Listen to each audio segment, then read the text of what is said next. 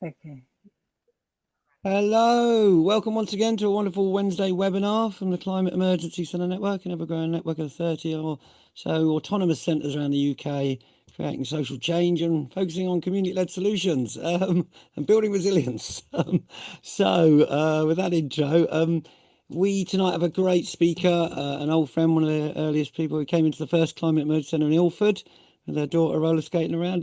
Belle Jacobs is coming to talk about the Empathy Project on a new wave of projects, but she's also been involved with Fashion Act Now and Islington Climate Centre, one of the founders of Islington Climate Centre. And she's going to talk about animal agriculture, how to transform diets without making people feel guilty. We're all at our different stages of the journey. So over to Belle. Thanks so much for coming. Thank you so much, Phoenix. So I'm going to do that thing that I did just before and go, how do I share my screen again? You Um, got it there. what happens? What can you You see if just, I can you see the 1.5 flag again? not No, I yet. can't see it. No. Okay. So let me see what I can do. I'm not very technical. Multiple All right, that's fine. Yeah, I honestly don't know how to bring it up, actually. Okay, you've screen shared from the bottom. Yeah, got it. Oh, here we go. Exactly I've what you got did it. before, Yeah, just yeah, before yeah. we were on air. Okay. All right, Oh, brilliant. fantastic. Here we Yeah. go. Thank you. Can you see it? Yep. Brilliant. Yep.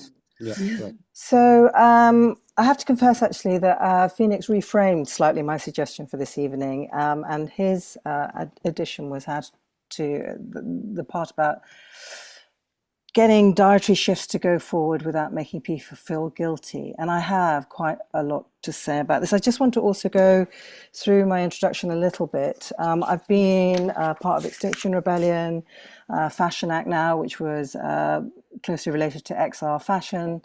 And then I opened a climate centre just feeling that we needed to meet people where they were in their journey towards more sustainable, more ecological lifestyles.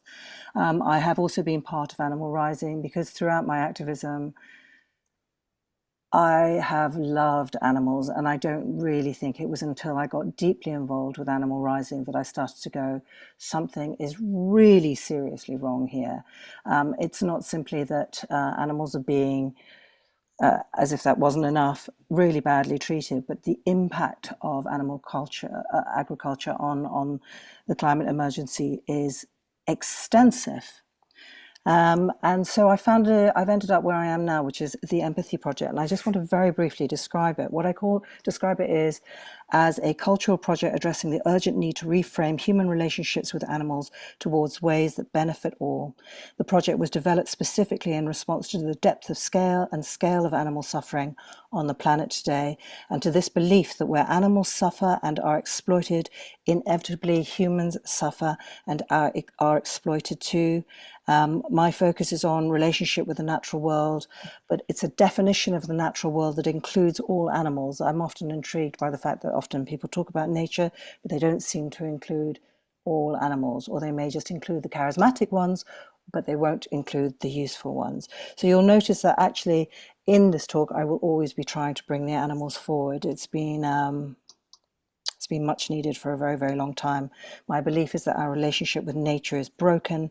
Nowhere is that break more clearly illustrated than in animal agriculture. Um, to give us a bit of context, and a lot of the first third, I think, of this is just a reminder of where we are. We are, collapse is not coming, it is here. We have breached 1.5. You can see by the flag. We are on course, depending on which specialist you listen to potentially 5 degrees of warming, 7 degrees of warming, 10 degrees of warming. We're seeing complete ecological breakdown. I think 70% drop in vertebrate populations, 80% of insects have vanished, 33% of soils degraded. I'll be referring to Paul Barron's talk quite a bit at the National Emergency Briefing, but what I'm hoping is that Phoenix will be calling Paul here to talk to you about all the statistics that you probably already know, otherwise you probably wouldn't be here. That's that thing, isn't it? Guys, I'm struggling with tech, which is, here we go. Oh, okay. We all know the planetary boundaries. We've crossed 6, But actually, news recently is that we've also crossed ocean acidification. The one with the really, really big triangle up top is biosphere integrity. And it's very clear now, most scientists agree, in fact, all scientists agree, that animal agriculture, well, agriculture in particular, has an impact on most of those. And animal agriculture, occupying so much of resources, therefore has a significant impact of those. You know, we are crossing these boundaries because we are eating animals. Food systems contribute, I'm just still working out this, a really significant proportion of greenhouse gas emissions, 14.5% of all carbon emissions, but more significantly, 32% of all methane emissions. Methane's that real powerhouse carbon gas that really traps the warning in, but also has the potential to dissipate after 20 years. So it's something that we need to look at when we discuss greenhouse gas emissions. The Eat Lancet report last year warns that even if we all stopped using fossil fuels tomorrow, unless we address carbon emissions from animal agriculture or the food systems, we will not meet any kind of target. And again, because animal agriculture is plays such a massive role in our food systems, he's essentially saying, or the Eat Lancet report is essentially saying, we really need to turn to the plant-based diet. We know very well that intensive animal agriculture pollutes the waters, as we see from the River Wye, but also from ocean dead zones. We know very well it pollutes the air, often in the areas around poorer peoples who really can't stand up for themselves. The big issue for me, apart from animal cruelty and suffering, and also the human animal suffering, is this issue of land. We now know that animal agriculture occupies 75% of all agricultural land. So 75%, despite not really providing enough nutrition for all of us. What that means in terms of overall is that 30% of the world's habitable land is used for animal agriculture. It's really an astonishing clearance, a scale that we can't almost even imagine. We're losing a football field of forest every 6 seconds. So now,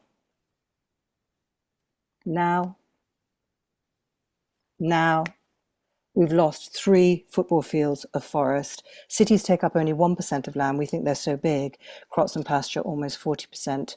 And trying to decarbonize a planet while you're tearing down forests is like trying to clean up a house while smashing the vacuum cleaner.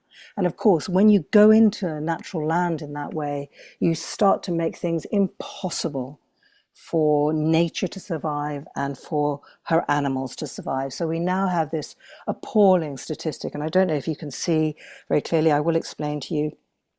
60% of mammals alive today are livestock.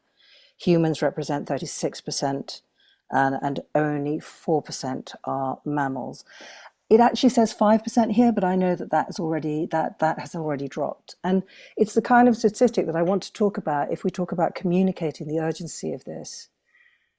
If you say to people, 4% of the mammalian biomass now, only 4% is wild, their jaws drop. It is a statistic worth keeping with you at all times, just to illustrate what we have done to the natural world. And I think it's such a sad thing that really recently, at the end of last year, the IPBES and the UN said, wait, hang on, wild animals could be our climate allies. They have such a huge role to maintain in protecting the natural world. And then you sort of put that fact, which was barely reported, against the fact that we have killed so many of them through taking their land, their habitat, polluting what they have, polluting their systems. We start to get a sense of the scale, and hopefully other people start to get the sense of the scale. The reason why I think that 5% of biomass has fallen to 4%, I have heard it somewhere, but remember that 4% stands on the very front line of climate disaster. You know, someone said to me, who's going to bring water to the elephants when it hits 50 degrees? And we're seeing it now. There are more mass death events than ever before. Biologists are devastated to what's happening to our wild animals. In December, more than 60,000 penguins starved to death off the coast of South Africa as a result of collapsing sardine numbers. This is part of that narrative. This month, across South Australia, thousands of flying foxes died in a single event, pushed beyond their limits by extreme heats and habitat loss. They cannot, our wild animals, cannot adapt fast enough. And are we now looking at a world without them? And at a time when we're only just recognizing what they do to maintain nature, quite apart from the joy they give us, what they do to maintain nature, this is ecosystem collapse in real time. And when I talk about ecosystem collapse, it's not just ecosystem collapse, it is the collapse of human systems, to be honest. So last week, when the UK government released its National Security Assessment on Global Ecosystems, those findings were no surprise. Every critical ecosystem is on a pathway to collapse, collapse being defined as an irreversible loss of function beyond repair. And again, I'm just once again going to bring that back to the food systems, the fact that so much land has been taken into feeding those animals that you can see there on the screen. It's not unrelated. In fact, it's absolutely it's in a state of symbiosis. So let's talk about, I don't know how to go back. Oh yes, I do know how to go back. We know that the impact on humans of eating too much meat today is that, you know, these meat-heavy diets are opening us to cardiovascular conditions such as heart disease. We're starting to understand, and this is another statistic, again, just tuck it in your pocket, keep it. 75% of all antibiotics produced today are used in animals because we're keeping them in conditions where disease is rife. We therefore have to fill them through with antibiotics. And of course, we then consume the meat, leading to antibiotic resistant disease. So again, very, very serious. And of course, in the aftermath of COVID, scientists now estimate that 3 out of 4 emerging infectious diseases come from other animals. Now let's look at this idea of resource use. I'm not going to ask you to really read all the figures on this, just because I really want to get to the center and end parts of my talk, which is about this sort of idea of reframing. But there is enough food to feed everyone, absolutely everyone.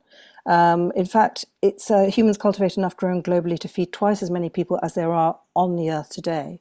So why is it that almost 1 billion people are starving? Well, it's because 90% of all soy grown is fed to farmed animals. 40% of the total cereal production is used as animal feed. And also, not just crops, but 1/3 of all fresh water is used for animal agriculture. On a globally heating planet, when water will become, in some areas, at some times of the year, this incredibly precious resource, it sounds pretty bonkers. How does that happen? Bear in mind that a single dairy cow, she needs 150 litres of water a day, far more than avocados. So all of this intense resource use, all of this use of land, and yet animal agriculture only provides us with 18% of our calories, 37% of the world's proteins. We are even now still getting most of the nutrition that we need from plants. Just this statistic that I sort of worked out, 1 pound of beef, I'm sorry, it was a US statistic, requires several pounds of grain to produce, but also almost 7,000 litres of water. So that's enough water, 7,000 litres of water, to provide 5 years of water security for a single person at a time when we are entering gross water insecurity. And then, of course, where is all this meat coming from? We kill between 80 to 100 billion land mammals a year. 85% of UK farmed animals are in factory farms, exactly the farms that I know that everyone on this call hate, this system of factory farming. Belle, could you just repeat that number? How many? 85% of UK farmed animals are raised in factory farms. 85 in the UK. Okay, and how many are killed each year, did you say? 80 to 100 billion land mammals. Wow. 80 to 100 99% of US farmed animals are raised in factory farms. It's a much more meat producing country. They value their cheap meat, and 60 to 90% of farmed animals in the EU. So we see now that this is a dominant system.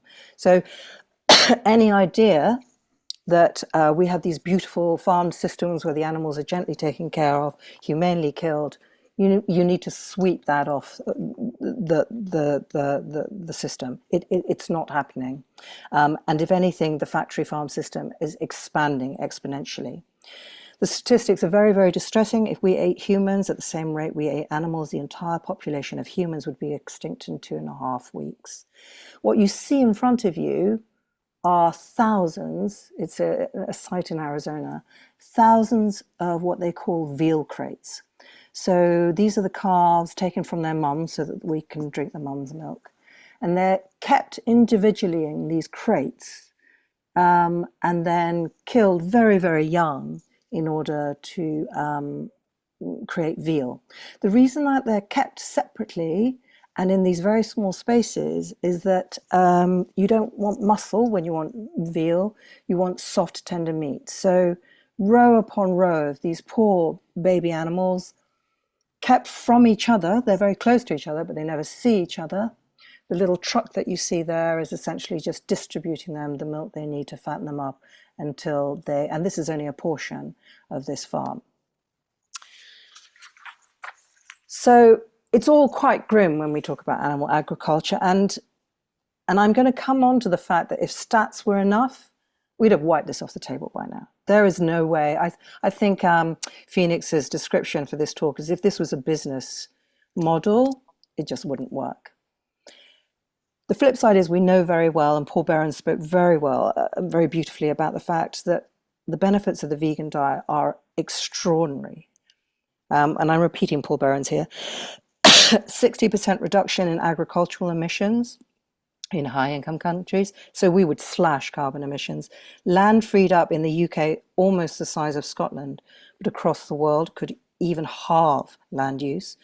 Carbon drawdown, giving that space where we're farming all those factory farms and turning them into forest, increased flood resilience, self-sufficiency, remarkable biodiversity recovery, because by God we need it, reduced air and water pollution, and of course those slash in NHS costs, because I don't know how many times, but I've just sort of walked past someone and I just looked at them and I thought, oh my God, you've just eaten so much sugar and salt and meat, and you've drunk so much beer, and you look so poorly. And also we could feed more of the world on far, far less land. So the good news is obviously that there have been developments. You know, in October, the Danish government published the first ever action plan for plant-based foods. Amsterdam just this week has become the first city to ban meat advertising. I like any initiative that looks at advertising coming from a fashion background. I know how toxic and manipulative advertising can be in creating desire, so I was very pleased about that.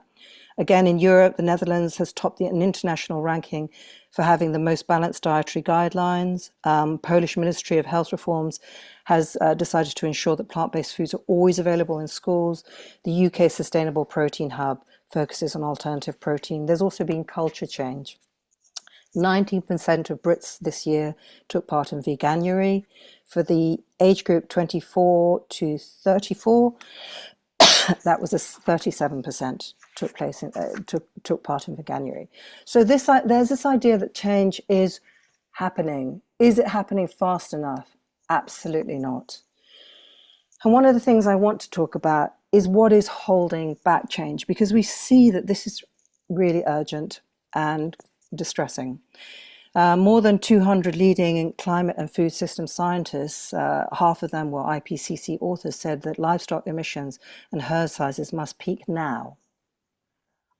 If you walk through any supermarket, if you go down any menu in any ordinary restaurant, it is not peaking now. And as a vegan, you know, and I'm always looking for animal products, I'm still stunned when I go into a supermarket that I would say 80 to 90% of everything offered there is meat and dairy based. So yes, the global demand for meat and dairy and fish is projected to climb steadily over the next decade, largely in emerging economies, but I can come on to that. How is this exacerbated? Well, it's exacerbated by lack of reporting. Most people do not know these facts. You guys do, and I feel as if I'm talking to an incredibly knowledgeable audience. But if I go out onto my street, I would say that most people don't know most of this. Nicholas Carter, he was quoting a report from the Centre for Biological Diversity, said that only 1% of climate journalism mentions diet change. 3.2% of climate journalism mentions animal agriculture, but I think it's mentioning animal agriculture as something that can be shifted or improved. Only 1% of climate journalism says maybe we need to change our diets. And the subtext there is very clear. We do need to eat less meat. So that makes animal agriculture the least covered theme in climate reporting. But if you set that alongside its impacts, that's kind of crazy to me. The other thing that we have to work against as advocates for plant-based food systems and veganism is active campaigns of misinformation. And these are some of the headlines, but I found this little bit on LinkedIn where a whistleblower spoken out, and they revealed that they were paid by the meat industry group to discredit veganism online. So they were paid $17 an hour, and they had to enter into these chats and pretend to be vegans, for example, who'd had bad health outcomes. Or they pretend to be vegans, and then they'd sound very extreme, and therefore they became very easy to discredit. And they were being paid to do this. And there have been loads and loads of reports now coming out about how big ag operates to move the plant-based agenda further back. I'm going to talk a little later on about regenerative farming, but for instance, that is a technique that big ag uses because when you dive really deep into the facts of regenerative farming, grass-fed cows still require all of that grain, all of that energy, all of that water. They still produce all of those greenhouse gases. The soil will get to a position where it actually can't reabsorb any more carbon. So it's a kind of distraction, regenerative farming, that has been taken up by many, many, many, many good people. Is it better than current systems? Yes, definitely. Is it where we actually want to end up? Actually not, no. There's also this idea of narrative control. I was very, very, can you imagine? So this is the White House put out this tweet saying that they were going to end the war on protein, and that really, really disturbing image of RFK Kennedy Jr. We're ending the war on protein in a country that consumes more protein than any other country on the planet. Just seems to me incredibly ironic. I can only presume that it was preparation for the US dietary plan that came out that recommended really basically, I mean, it was great in that it was trying to steer people away from ultra processed food, but it did also suggest that people eat maybe one extra steak a day, which again, in a climate emergency, considering everything that we face, seems to be absolutely bonkers. The other thing that I think is holding the change back is that people don't seem to get the systemic nature of animal agriculture. It isn't just farming animals, it is having impacts across systems. And one of the things that I like, I don't know where this cough has come from, I'm so sorry. But one of the things I like to do, to talk about, or to at least think about, is the intersections between animal agriculture and climate justice. For example, fewer than 1% of the population are currently in the safe and just space where people's rights and food needs are met within planetary boundaries. And what that seems to be suggesting to me is that the rest of us, the 99% of us, are eating from systems that are highly damaging. The wealthiest 30% of people in the world drive more than 70% of food-related environmental impacts. It's quite similar to the fact that I think 10% of the richest 10% of the world's populations create 50% of its emissions. It's that same idea that we in the higher consuming nations, in our comfortable living rooms, and that is everyone on this call, we are in that wealthiest 30%. We are driving most of the emissions because we're so hungry for meat. And what people don't realize is that in order to create this meat and to feed this meat, these animals, indigenous communities are being put in danger, they're being displaced. Animal agriculture is actually one of the biggest killers of indigenous land defenders. It's something I want to come back to, and it's something that not enough people talk about. In fact, I will talk about it now. I am constantly intrigued by people who advocate for climate justice, for indigenous knowledge, for indigenous rights, and still eat animals. It's, if we are talking about the cognitive distances that we can draw up and speak about, I think that is one. We're killing indigenous people while supporting indigenous people because we want to eat animals. I just want to read this incredibly powerful quote from a human rights defender. I won't say her name properly, but she's from the Amazon, Claudelise de Silva Santos. And she said this: exploitation and destruction continue, and together with the destruction of the forest and the environment, people who live there are also being destroyed. Doesn't that touch you?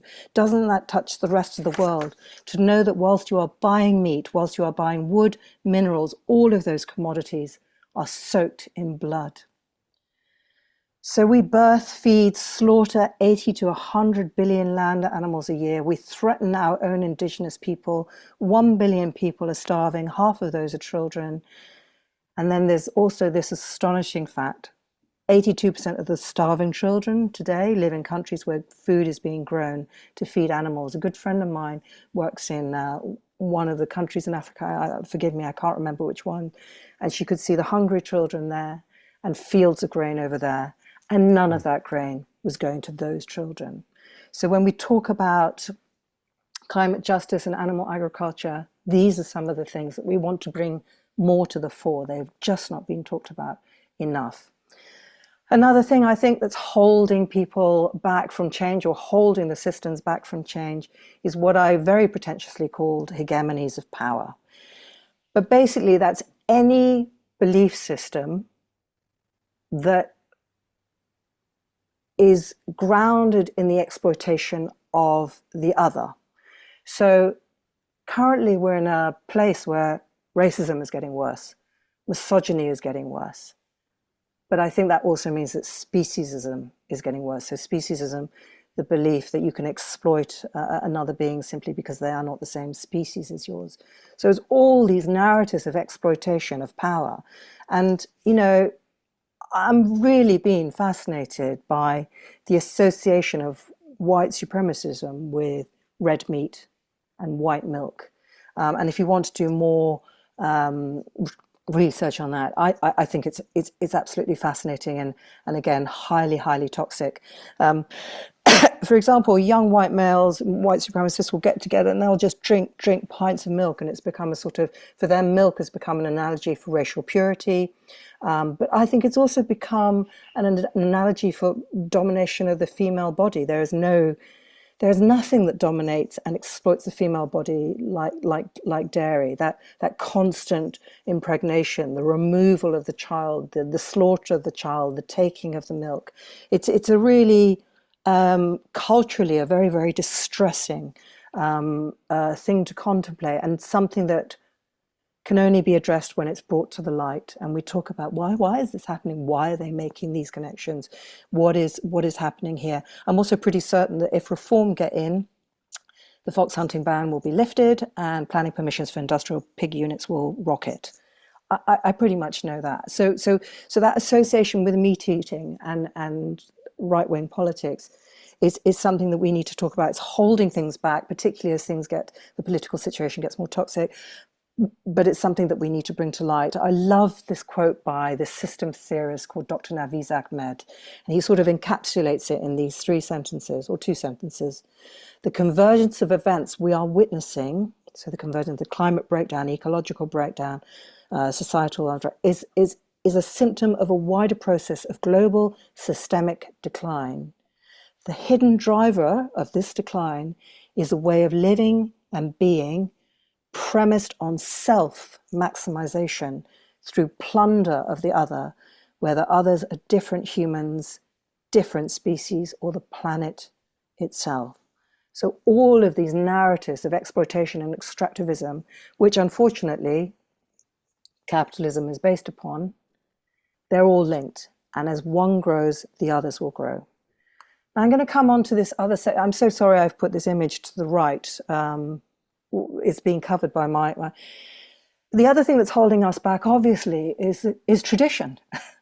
So we have been eating the bodies of other animals for so long that we have almost forgotten where those bodies come from. And when I was a kid, I used to love Norman Rockwell because he presented these incredibly idealistic views of a family life, or they were sweet, they were funny. I don't know how if people know these very well, but Norman Rockwell was the illustrator, the post-war illustrator for America, and so he created this poster. It's ours to fight for freedom from, and actually I can't see it. Can anyone else see it?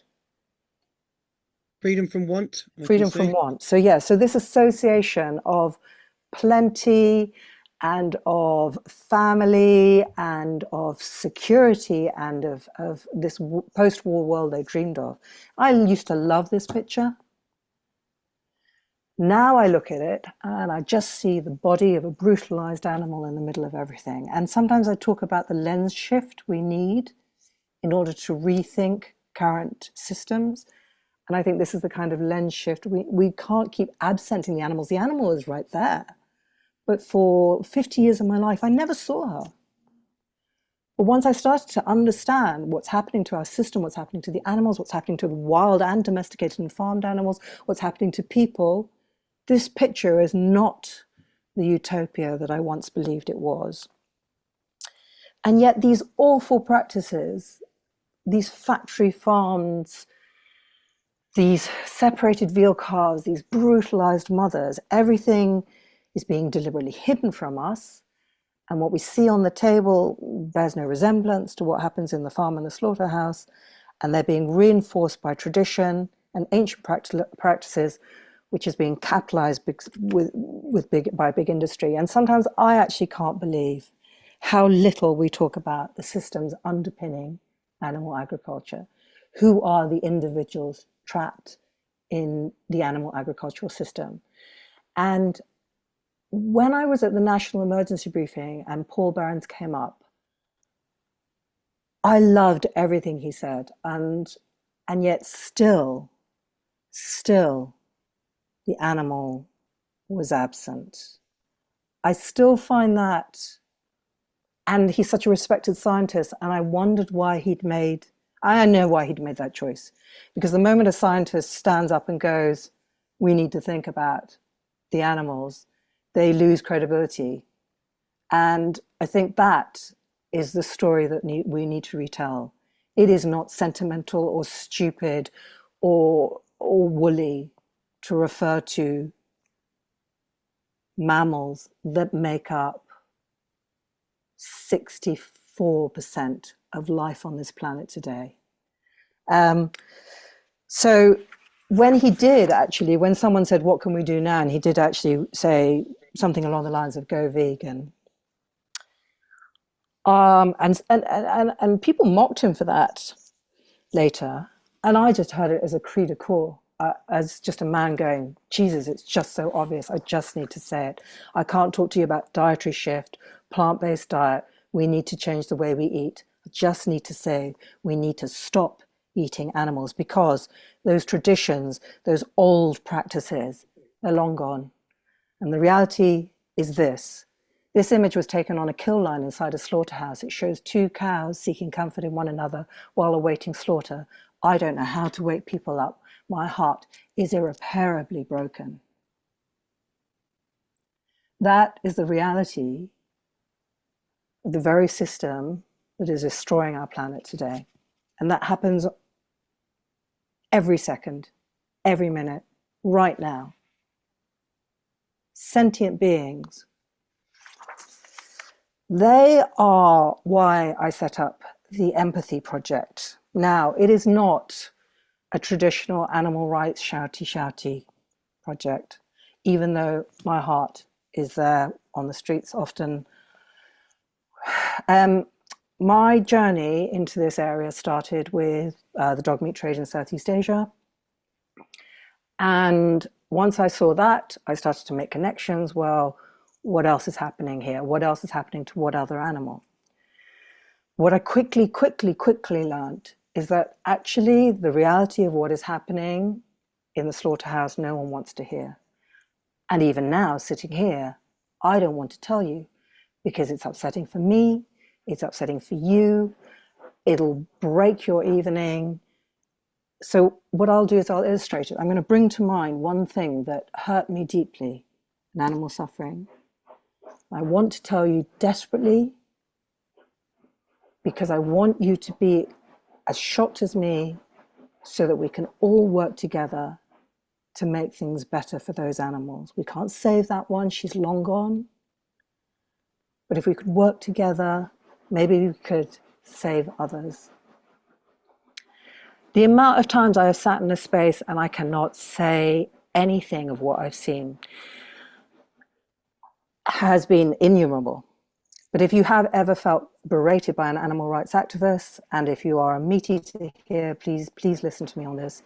If you have ever felt berated and made to feel guilty or anything like that, please bear this in mind. Most of the people speaking on behalf of animals today that I know have seen something that has shocked them to the core, has made them question humanity. But because that doesn't work, we've had to be more strategic. And so I came up with my own theory of change. And it was this, that I know that people love animals, okay? I know it. I see it across my social media feeds. I hear it in conversations with my meat-eating friends. They are desperately in love with animals. We recognize how beautiful they are, how astonishing they are, how important they are to us. So I encourage people to love animals. That love needs to be brought out and now nourished and cherished and celebrated and shared. But the next step that we need to go through is the grief. So perhaps you can see in the center the truth is being hidden. Bringing up these stories, the story that I have in my head that I can't tell you, bringing them up and then grieving together and saying together, what have we done? Why are we doing this? Who is doing this? How can we stop this? We need to grieve together. And then the last part of my work is reconciliation. Not making peace with what has happened, but finding a way to let it become our fuel into building new worlds of compassion. It's into listening to others, into communicating to others, into holding all of those emotions of grief and rage and, yes, guilt, and saying, yes, I felt guilty too when I heard. But I tried to do something about it. So what can we do together? So the project is really underpinned by this idea of radical truth-telling. We just cannot tackle this problem until we know what's happening. Okay, we cannot act unless we know. It's simple. How can I fix a bicycle if I don't know what the problem is? How can I sort out animal agriculture? And I say I know all of its permutations. And it's inspired by a quote from Jane Goodall. Only if we understand will we care. Only if we care will we help. Only if we help shall all be saved. And essentially is those three pillars: love, grief, and reconciliation. Another strong value of this project is I want to welcome all here. I want to welcome the meat eater who hasn't yet made the connections. And I want to talk with him or her, because let's reframe the idea of guilt. Guilt is actually a red flag being held up going, something is not in alignment here. I'm doing something that is against my own value system, and I have to recognize that. We have to build these communities around shared values of empathy for all, and we have to recognize systems. There's no point just targeting this and then targeting that. For ages, I just tried to stop the dog meat trade. And I realized that I could stop the dog meat trade, but I couldn't stop the abuse. If I didn't try and stop the abuse of pigs in slaughterhouses or cows on dairy farms, I'd only just saved some dogs. So actually, we need to rewrite the entire system, our relationship with the other world, with the natural world, with the world we all rely on. I made a film, that clip of myself on the left. We interviewed 12 advocates of their journey to change. They were going through life, absolutely everything fantastic. They saw, heard, felt, experienced something that changed them, that made them question all systems, not just the way we treat animals. And they moved towards this idea of reconciliation action. So I believe fundamentally that we need to reframe veganism, or call it what you like, plant-based, dietary change, call it anything you like. Let us describe it in new terms. So the first one is obviously reframing it as climate justice and decolonization. I want to hear someone say soon, one day, of course I don't eat meat and dairy. I don't eat meat and dairy because I don't believe that 82% of children starving today should be starving in lands where we grow food for other animals. I don't eat meat and dairy because I don't believe that indigenous land defenders should be killed protecting their lands. So if we do this reframing, we're not just doing it from a dietary perspective, it's feeding into a much wider narrative of justice.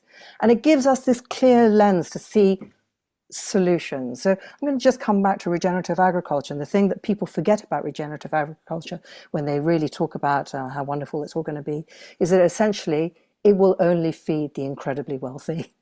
Okay, this is not a climate justice solution if you're only continuing to feed a very small, and I'm really, really tired of pandering to the extremely wealthy. I want a food system that feeds all and takes care of nature, takes care of the planet. We've had Paul Burns already talking about reframing the dietary change as resilience. We know that plant-based food systems are very much the route we need to go to in terms of creating a planet that can withstand shocks.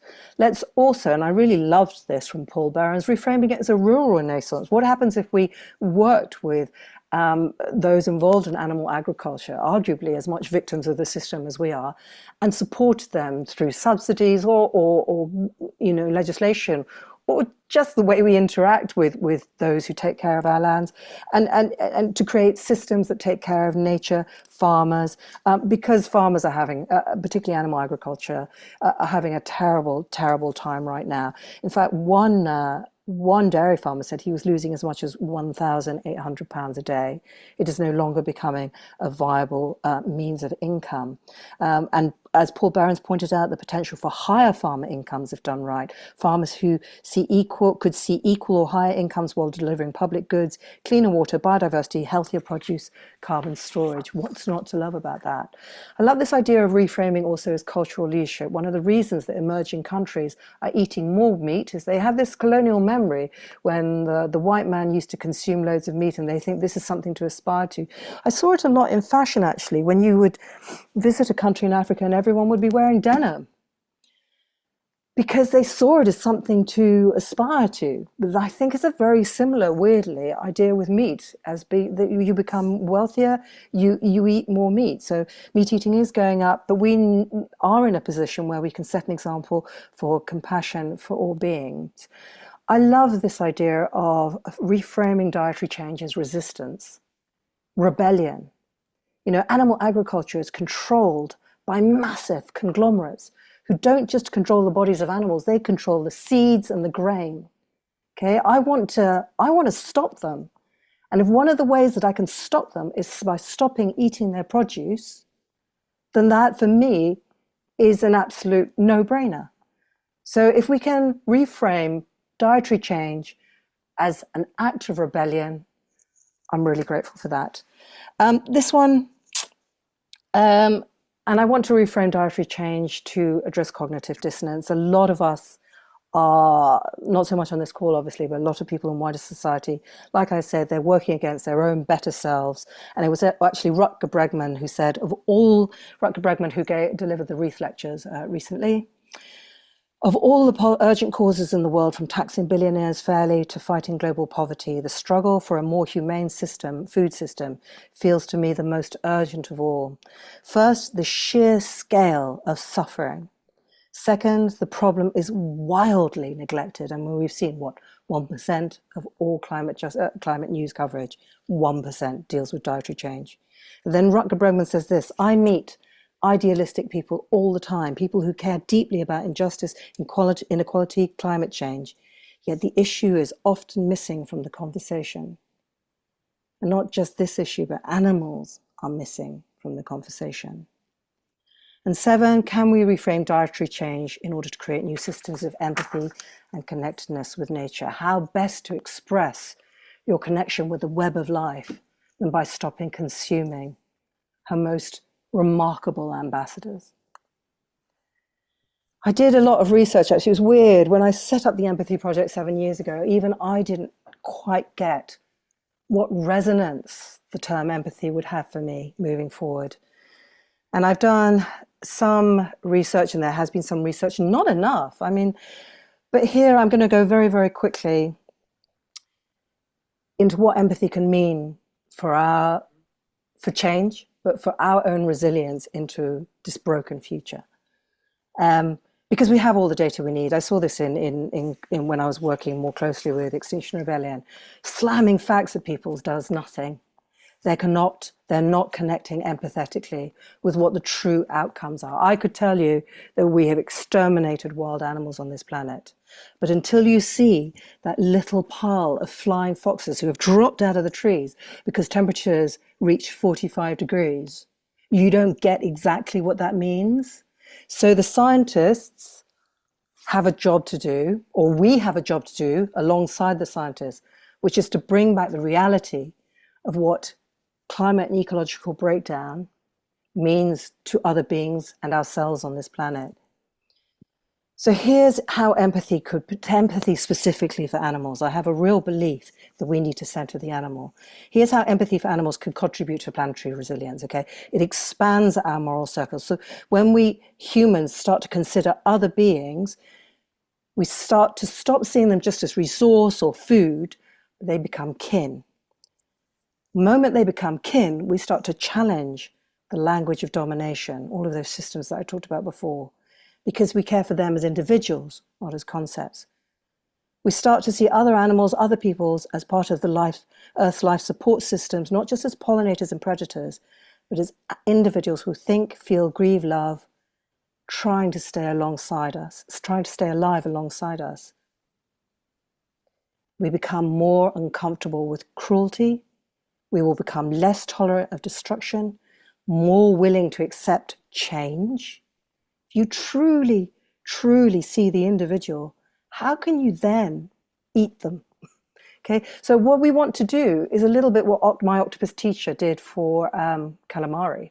How could you watch the octopus teacher and then go and order calamari? Like, what?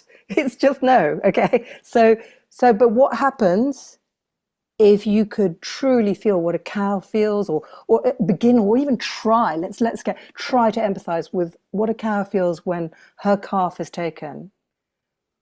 Because I think then giving up dairy becomes not a chore, but a relief. Cultures that include animals, and these are the indigenous cultures, that include animals, rivers, forest ancestors as moral subjects, they tend to show stronger conservation outcomes, longer term thinking, less extractive land use, more work and protected living systems. These should not be alien ways of thinking to us, but there are people living in harmony with the world even now. And this is the last point I want to make. Emotional connection, empathy for animals, empathy for nature, feeling truly part of the web of life will sustain us through breakdown. Even through grief. Sometimes when I think, oh my God, it's all just lost, we're losing everything. But at least my community are trying to save some because we love them so damn much. Empathy anchors action for nature, climate, and animals emotionally. It motivates even when outcomes are uncertain.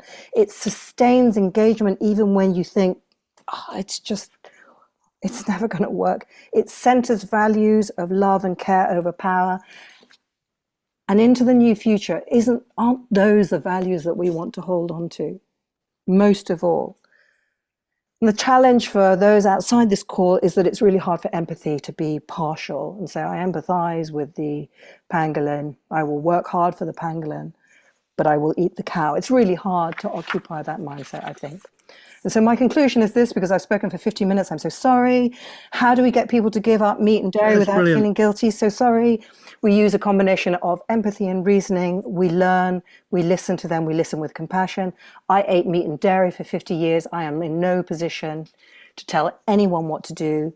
And yet I also know that given the right information, emotionally engaging, loving animals, loving people, loving nature, when I did decide to go vegan, it just wasn't painful. It was a burden lifted because I still consider the transition to plant-based food systems the single most revolutionary act an individual can engage in. In one decision, you confront all of those ills that we talk about and social justice including animals. We cannot expect to build more equitable futures while subjecting other animals to unspeakable brutalities. It's ridiculous. I can't even believe we're thinking that. As we move deeper into climate and ecological breakdown, more compassionate ways of being in this world are more necessary than ever. Plant-based food systems show that we as individuals are ready to make the changes that the world needs right now. Every day, that our commitment to better futures is greater than our adherence to old narratives. We are willing to work with what we have rather than what we desire. Dietary change is what system change feels like. Okay, so all of those banners saying system change, not climate change, this is what system change feels like. Uncomfortable, new, different, challenging, ultimately necessary, deeply rewarding. It's a practice run because what else are we going to have to do without? We may have to do without medicines, heating, internet. You know, there's so many things we're going to learn. We're going to, I mean, it terrifies me, but 3 times a day you could stand up for the world by what you put on your plate. I'm going to stop there. Thank you so much. That's brilliant, Belle. Thank you so much. Very comprehensive. If you want to stop the screen share or just come to question Okay. section. Thank you. That was Yeah. brilliant. Really, really took us there on so many levels. Really, really important work you're doing. So I think there's a Q&A box down the bottom, folks. We've posted a couple of times in the chat. Maybe Dots, I'm going to post that again. If you've got a question for Belle or feedback, you can put it in the question box, and I think Jen's going to handle that. But just to say, what one thing that turned me veggie when I was like 19 was this woman gave me a leaflet that just said if everyone ate vegetables, there'd be enough food to feed the world. Yeah. And it's just one leaflet, one conversation, that helped me to go veggie and then promote veggie calves in all of the different centres for 35 years. One other little nice line from an old boy at his community. He said, you want a coffee? He said, no, I don't use products that are grown on people's land that should be growing food to feed the local people. And I was just like, wow, he's 93. Well done. All Yeah. right, ladies and gentlemen, over to Jen. There's some questions there Thanks. for Belle. Oh, Thanks so much, yeah. Belle. Brilliant. Thanks so much, Belle. That was a lot. Thank you so A much. lot. So we've Sorry. got some, thank you. Thanks so much. We've got some questions here. So Joe Milton, would you like to ask your question you put in the question and answer box? Oh, yeah, sure. I was asking around, I'm just trying to find what I'd wrote exactly, but anyway, basically around nutrition. So I often hear, I actually was a dietitian previously, but I'm not up to date on the latest evidence. But yeah, I'm often asked about nutrition of plant-based diets and have people saying that they, especially with particular health conditions, that they don't feel they can manage on a vegan diet. Essentially, from my point of view, whatever the science is from that perspective, I'd rather perhaps be a little anemic or a little less well myself. Not that you have to be then kill an animal, but I think again, from my background, I think if you're suffering nutritional ailments whilst having a plant-based diet, then you're not quite doing it right. But yeah, just after your thoughts. Yeah, no, I mean, so I've talked to a wonderful sort of doctor called Dr. Shireen Kassam, and do look up her work. She's like most doctors are pretty much trained to say you need protein, and protein comes from meat. There may be some conditions that really do need protein from meat. I'm not a nutritionist, so I really don't want to get into that, but I do know that it's, you do need to consider a lot of things. I think I did the plant when I first went vegan, I made some mistakes, and you learn quite quickly, that, okay, I'm going to get a lot more protein from here. You do need a little bit of research, but it's like Paul Barron says, we've experimented with new foodstuffs all the time. We can definitely keep ourselves healthy on a vegan diet. I've been vegan now for almost 10 years, and I feel great. we just need to learn what works with our body. There's a transitional period, definitely. I was definitely a little bit more gassy at the beginning, but it's and you do just trial and error until you make it. So not being a nutritionist, I can't really comment, but I do think there's in the medical industry, in the medical profession, there is still a very traditional take on things that needs to be talked about and brought to light. Thanks so much, Belle. So when you were talking, there was loads of interest in the whole issue of reframing, Mm. and this whole thing of, go vegan. For some people, it seems like it's becoming an insult. Yeah. And, so I think it's Win. Have you got a question about this area, about reframing? Yeah. Go for it. Win. I just think the idea of focusing more on being a plant-rich diet rather than less meat is easier to convey. And I love this idea. I went to a talk by Simon King ages ago, and he said 3 votes a day, as in 3 meals, as you just said. We can vote. It's very powerful, isn't it? Yes, really, yes.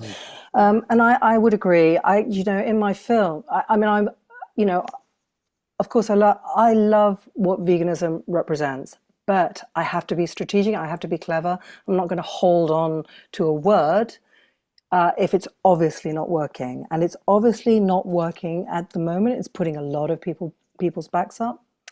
And so I very rarely use it, but I don't really need to. My work at the Empathy Project actually just centers animals. And so when we did a screening for my film, and in the film we use the word vegan once, and actually the guy who uses the word vegan is the most incredibly determined activist. He's been rescuing beagles. He's incredible. And he said, you don't have to go vegan instantly. And that's actually the only time we use the V word, because I think most people in the movement recognize it's putting people's backs up. But actually, the way I talk about it, it's not about diet, my work. It really isn't. It's about recentering the animal. And actually, eventually, if you recenter the animal enough, you will become vegan.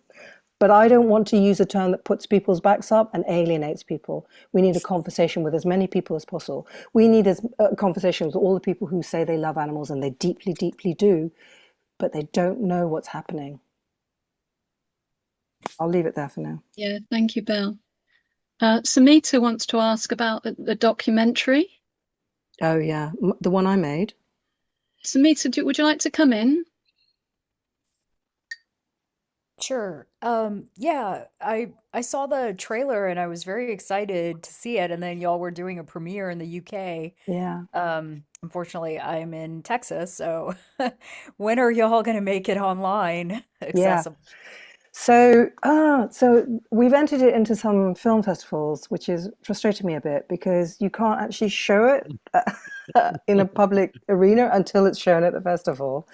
Once it is, though, Samita, I want it to be shown everywhere, as many places as possible. And I want it to be shown in farmed animal sanctuaries or in community centres, around dinner tables. It's only half an hour long, because it raises a lot of themes around what happens to someone when they see or hear something, who loves animals and they see or hear something, and what are the changes that are possible to us. So many things have come out from that film. Can you email me? And then I'm going to put you on this list, and then I just keeping a track of everyone who is interested in a screening or watching it or being updated with online screenings as well. And I think from late spring, early summer onwards, I am going to be pushing it out there for people to use as a tool to discuss themes. Yeah. So yeah, I'll send you my email address later. Thanks so much, Samita. It's great to have you here from Texas. Yeah. Internationally. Wonderful. How about Alex Poppleton? You've got something about the speed of livestock reduction. Would you like to ask about that? Speed of livestock reduction. It's partly just trying to get people to think about eating less meat. Yeah. I don't eat meat, but I think for a lot of people, starting with less rather than none is an easiest shift. But I just wondered, one of the arguments that people have is, oh, but what would we do with all these animals if everyone stopped eating meat overnight? Well, would we just have to kill them all, and that would be awful. But of course, that's not what would happen, right? So we could just gradually stop eating them and stop breeding so many. But I just wondered if there was any like stats or like how quickly it's horrifying the number of mammals that are livestock. How quickly could we actually diminish that number down to something sort of minimal? if Yeah. kind of what I'm trying to get a sense of impact, like. Yeah, gosh. Do you know, I'm very Thank you. cross with myself because I've just seen a page that I missed out, but it talks about some of the issues that animals face within the system. And again, I don't know the stats to that, Alex, but think about this. You know, animal agriculture is the perfect capitalist system because you simply impregnate the mother. So you've got an endless supply. You get a good mother and a good bull or a good male, and you can just keep on reproducing. And they don't want to reproduce at this rate. So if we stopped that, almost immediately, populations would start to fall. A lot of these animals, unfortunately, are now so unhealthy that they probably won't live to their full lifespans anyway. So they'll start to if you see a pig at 6 months when they're slaughtered, they're grotesquely large. Still a piglet that we're eating, but they're bizarre. You know, the farmed animals are very far from, the animals that they derive from. It's not going to happen overnight. It can't happen overnight. But I mean, I can't even put it, I mean, drawing out of the air, I would say 20 to 30 years. But there are sort of ideas of like, can we turn some of these farms into sanctuaries that have a diversity of crops and vegetation that the animals can exist in? It could be really wonderful. But yeah, I don't know the time frame, but I think that kind of thing, it's like, we need to end it. So let's be creative. Let's be creative on how we can end it. And the first step would be stop impregnating all those young mothers. Thank you, Belle. It's part of the problem. Part of the problem is the meat's so cheap, right? So we're making it super cheap because there's so much of it. So part of the economic way to solve it economically is to change that cycle.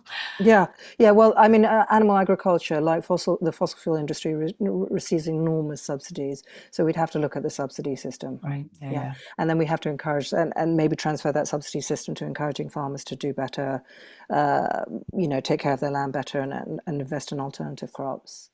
But yeah, the money is a big problem. Yeah, the money is a big problem. But of course, it's a massive, massive industry, almost $2 trillion.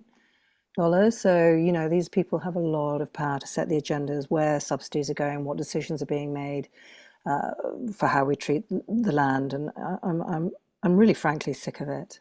Yeah. Thanks, Belle. I just wonder if I could. Great. Thank you. Thanks so much, Alex.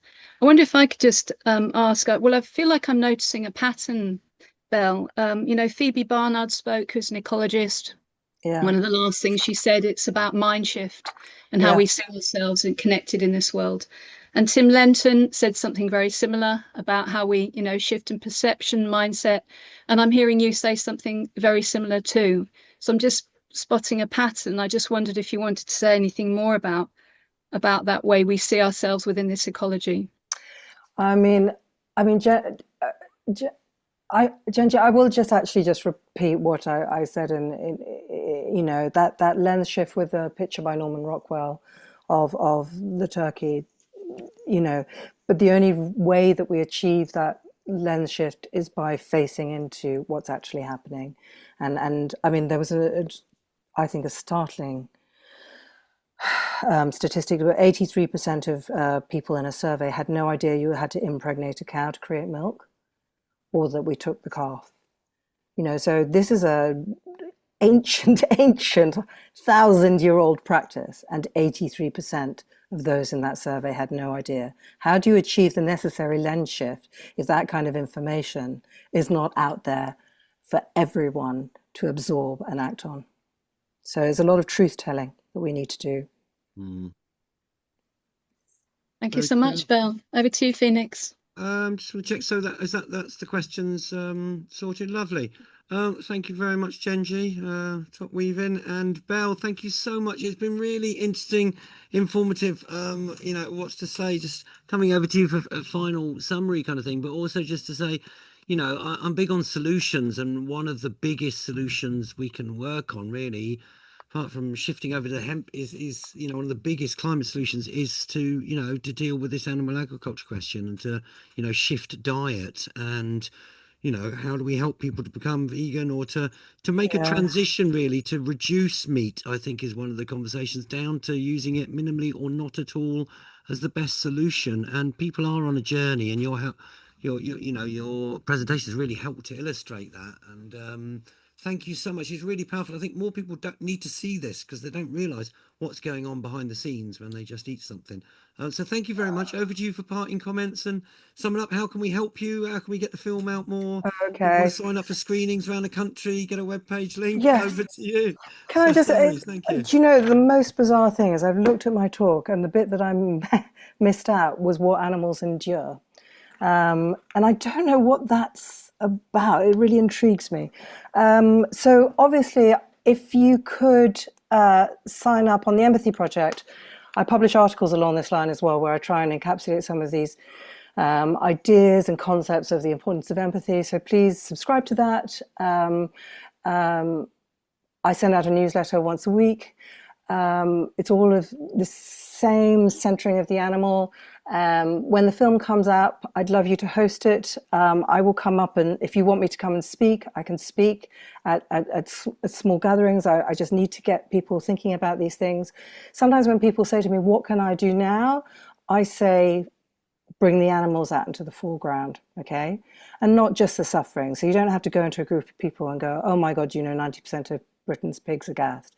You don't have to start with that. You can actually go, oh my God, pigs, they are the most amazing mums. What incredible, this one I really, really love. Wolf packs lead with their elderly. They put their elderly at the front. And when you hear that, how much more difficult it becomes to shoot them. Yeah. So when you start to recognize, so let's tell good stories about the animals. Let's talk about the animals all the time if we can, you know, and because they're here and they're amazing and we love them and they deserve our attention and care. So that would be the one thing I would love you all to do tomorrow, is just talk about the animals. Oh, that pigeon's amazing. Her neck is like jewelry. You know, do you know what? Anything will be fantastic.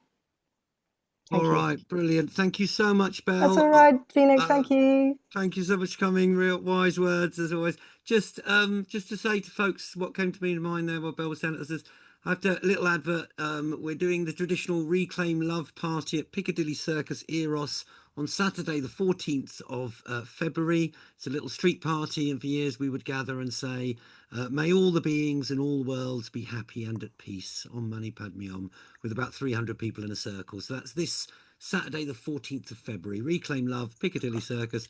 Hope to see you there. What Do it for the time? animals. What time? Let's call it. It's about 1 o'clock. But find the Reclaim Love Facebook page, or I'll be pushing it out on all the usual channels. Reclaim Love, Saturday, 14th February. Thanks, May all Phoenix. the beings in all the worlds be happy and at peace. Om Mani Padme Hum. We'll stop the recording there.